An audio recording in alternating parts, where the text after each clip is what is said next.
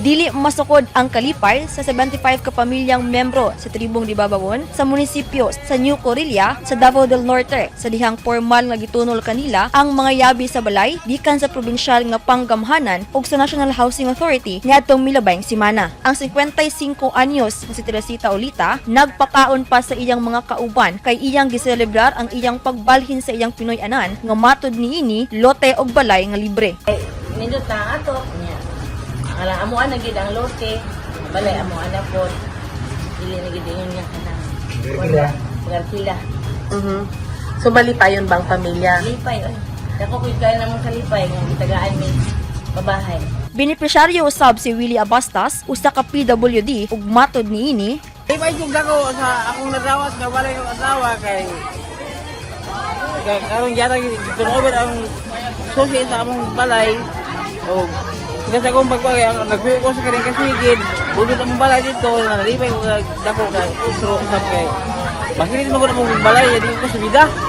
Ang pabahay sa tribo na kumpleto pinaagi sa tabang ni Governor Edwin Hubahib nga nakig-alayon sa NHA aron matuman ang proyekto. Ang simbolong susi sa mga tribal gitunol sa NHA sa gobernador ni adtong Oktubre 30, 2024 sa sitio Lunaw Santo Niño, New Corilla, Davao del Norte. Ang NHC nagkain og pundo nga worth 20 million and ang province usab sa site development o additional sa construction migayin po tagpundo nga 12 million counterpart o ang LGU New Corilla si Mayor Monet Jordan Federizo siya po ang migahin aning maong yuta nga gitukuran sa 100 houses.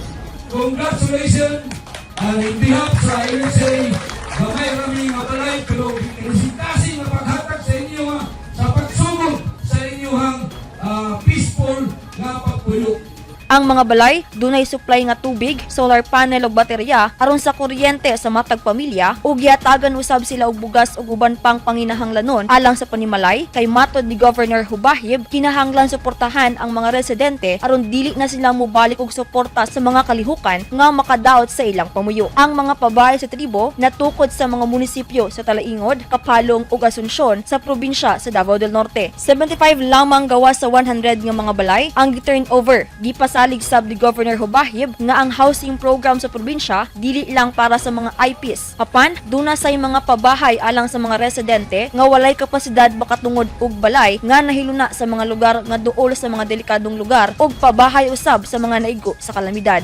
Shiny Bulyaser, Newsline Philippines, stay safe.